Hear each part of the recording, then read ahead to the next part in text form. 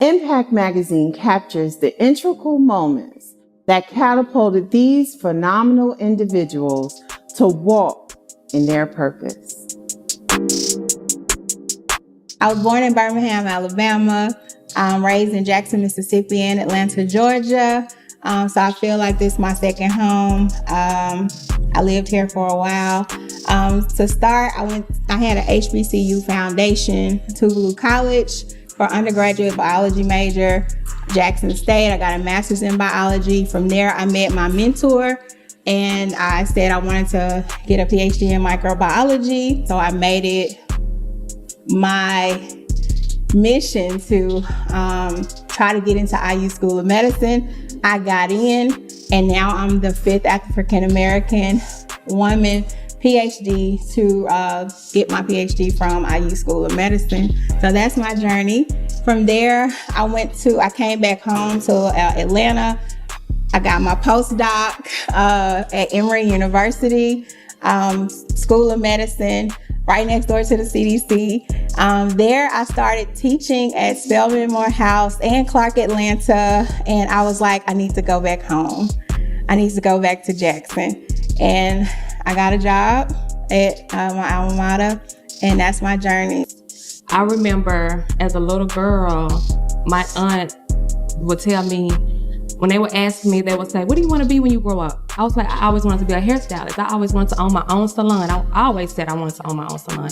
I always said I wanted to own products and everything. And they would tell me, no, cosmetologists don't make a lot of money.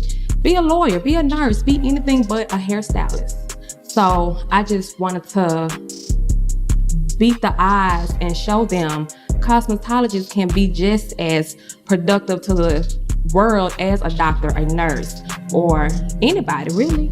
I used to work for this Fortune 500 company, and we will work holidays, we will work weekends.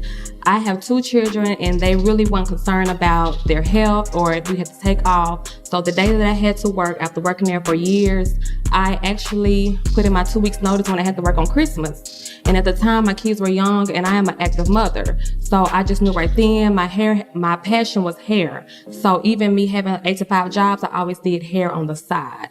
And after that year of working on Christmas and not being with my kids on that holiday, I just knew right then I had to go full time and do my passion.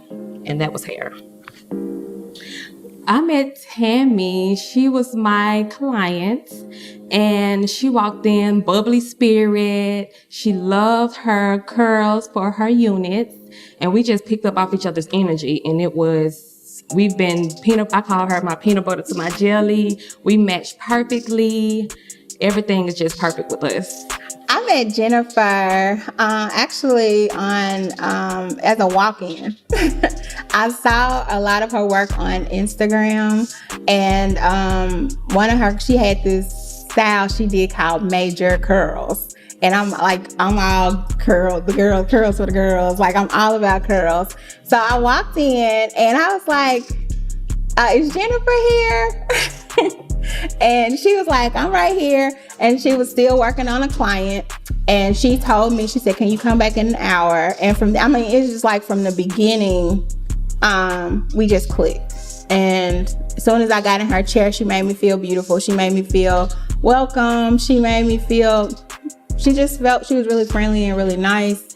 And we started to talk about a lot of things other than just what was going on in our lives. We was mainly talking about business stuff from the beginning. So it was just a unique kind of meet when I met her. But she was my hairstylist for years, and from there we grew a bond, and we started to talk about business things, and that's how our friendship started. Back in 2013, I lost my job. And when I lost my job, I had to figure it out. And so I went into a passion of mine that I've had all through college and undergrad. And that was selling clothes. So my first entrepreneurship for myself was selling clothes. But watching my mom growing up as an accountant, she had her own business. She would tell her stories about her parents from Edwards, Mississippi. They had a juke joint, that's what they called it, in downtown Edwards. And it just kept inspiring me over the years to want to have my own thing, so I wouldn't depend on anyone else for a check. Tammy called me one day and she was like, hey, can we meet for lunch? I have some business to talk to you about. And I was like, sure. We always met for lunch. And I had no idea that she was going to say anything about hair products. She didn't know that I was creating my own products. So when she came to me, I was like, sure, we can collab. You're a scientist. I've been praying for you. That's why I say she's my peanut butter to my jelly, because I have been praying for someone like Tammy to help me with my business, to help me with my products, to help me prosper in life. So me and Tammy collab, and it's been perfect. I was surrounded by natural salons, weaveologists, all kinds of salons, natural hair salons. So they would come next door to look at clothes, and I would go next door to see what kind of hair they had, or to see, just to talk, because in the shop you talk about what's going on in the streets. So I would go next door just to keep busy. And I never saw none of the salons have their own hair products. And some of the girls would come in my boutique asking to buy hair from me.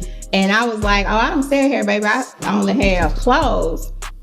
So I came up with the name Hair Luxury. When I came up with Hair Luxury, we were gonna sell the best of the best hair. Then I decided, why am I selling hair? I'm a scientist. I need to be making products. And that's where Hair Luxury came from. That was in 2014. Tammy is great with knowing the right chemicals to put in the product so it can have longevity on the shelf, to know what mixes with what. But I come in because I know as far as the essential oils and what makes the hair grow, what makes the hair strong, what makes it shiny, what's going to stand the hair out compared to any other product that there is in the market. Me and Tammy we have a product, the leave-in conditioner is our #1 seller.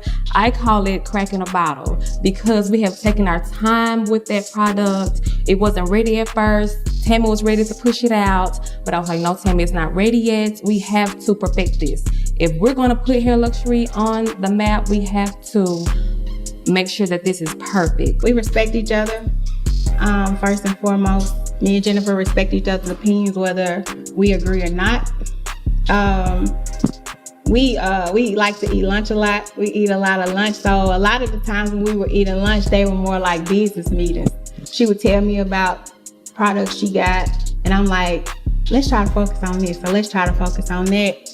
But then when we created the brand, we wanted like 4 products that everyone uses. We wanted 4 products that everyone uses. And when we came up with the products, it was different things that we looked for in the products that we wanted to make sure they had.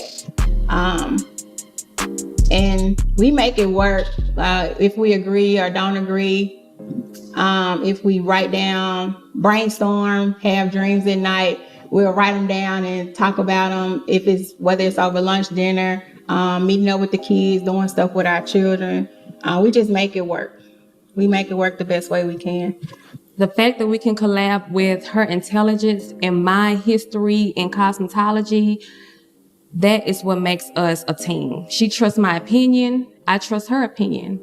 And with us together, you cannot have a better team with a scientist and a cosmetologist.